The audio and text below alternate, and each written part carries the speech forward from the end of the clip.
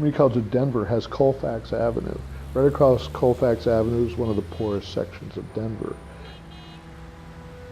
My colleagues there talk about students coming across Colfax Avenue and what a gulf that is socially, economically, and how one street they're crossing over is like another world. We serve a significant number of students that come to us with the least amount of social capital, students that have not been exposed to higher education. If by the third week of class, new students have not found a meaningful connection at the college, they'll be gone. The more students wander around and the less sense of purpose that they have, the higher the likelihood that they are not retained. Our students are the ones who need that degree because they need it to get into the middle class.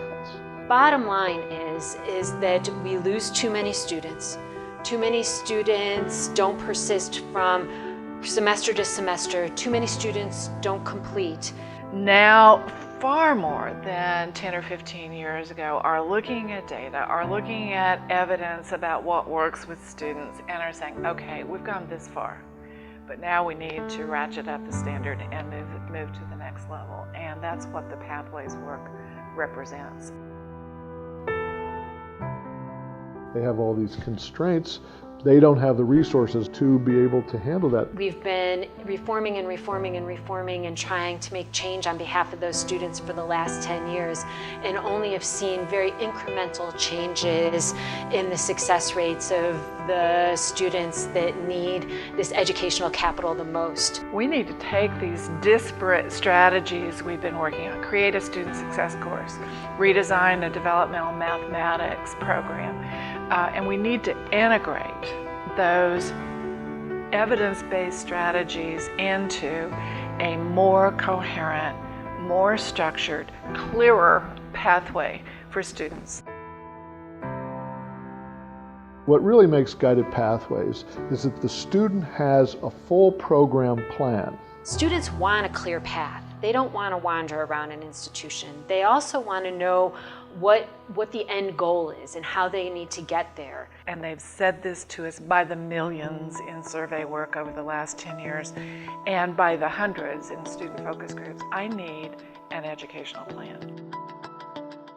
There are these 4 essential features of Pathways work that we talk about. They are the following.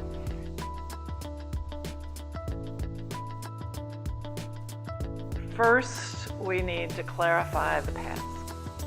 What does that mean? It's centered around building coherent program maps for students that show a course sequence that is aligned, that is, it makes sense why, course 1 leads to course 2, leads to course 3.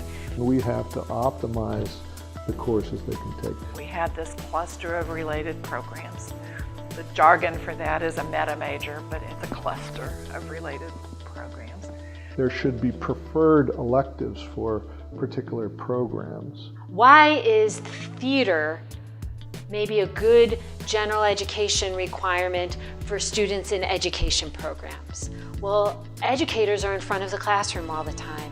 Theater gives students the opportunity to get up and talk in front of their peers and to do things that they may not have been comfortable with before taking the theater class. So the knowledge and skills and abilities in theater may be better for an education student than another general education course that would have satisfied the same requirement, but is not the best choice for students in a program area. As students identify themselves early on with that pathway, they're also identifying themselves with a group of students and a group of faculty members and hopefully embedded advisors who become a part of their continuing path onto completion of their goal. But they also customize that plan based on credits they've brought in and based on their goals. So I'm interested in business, but I also, I'm interested in business and I'm in art. So I want to add art to my program. So I work with my advisor, faculty or advisor, and customize my map to my goals. What doesn't happen though is I don't do that on my own. I do it with a knowledgeable advisor, faculty or a student services professional who knows the implication. Will say, Davis, well, this might not transfer. It's a pathway, not a prison, right? Like if you choose to go off path because this is a conscious decision you're making, we can't stop you from doing it, but we want you to know what the consequence of that decision is. At the end of the day, I decide. But what's key is I know what my plan is. That's very different than the work we're doing now at our institutions. The maps are important, of course, to give students guidance, but they're just that. They're just a guide. Once the basic program maps are identified, there are a series of other faculty conversations that need to take place. Let's say the student changes their mind. You can set up a curriculum that has them taking psych in the first term so that they're not going to lose credits by that point. These are conversations that faculty had not had before now. If I'm only able to take 12 credits or even 9, I know that's going to stretch my program to a 4-year program. And I'm an adult and I know my constraints and I can work with the advisor to decide, okay, I can do that. Or I could say, you know what? I gotta get this thing quicker than that. Maybe I can move to shift work, and the advisor can work with me. We can put all of your classes in a block so that you can accommodate your schedules. So it can be a faculty member that makes the connection, and often is, but it can also be an advisor. It can be a department secretary. It can be a groundskeeper. Everybody plays a role in this. This is true institutional transformation. Students have told us about individuals that they name. They name a person at a community college who made the difference between persisting and walking away. College is different, and it's different in a positive way. We have program learning outcomes. We need to know in which course are those particular outcomes being taught, and how are we assessing whether students are in fact learning them or not. I mean, we've all been affected by teachers who have changed our lives by motivating us. How can we work collectively as faculty to set up the curriculum to really optimize that for students? When you ask students a very simple question like, when you're in what you would call a good class and it's clicking for you and you want to be there, what exactly is it that's going on? What's happening in that classroom? They say what is going on there is a lot of interaction between faculty and students, between students and other students, a lot of opportunity to work in groups in active and collaborative learning, and faculty members who both hold high expectations for us and show us that they believe in our capability to meet those expectations.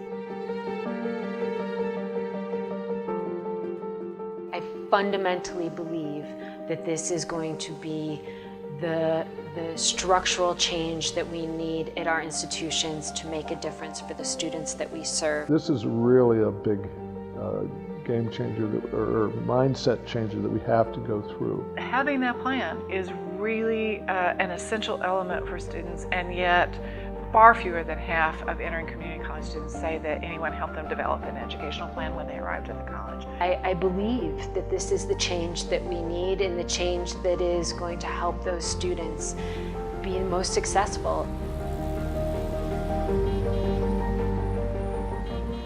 One street they're crossing over is like another world, but if they can come over from the high school to the college and not only make that scary transition, but really get their fire lit by learning and believe that they can learn. That's what breaks the intergenerational poverty thing. Then the pathways will have succeeded. That's why we do this work. That's what's the most important thing right there.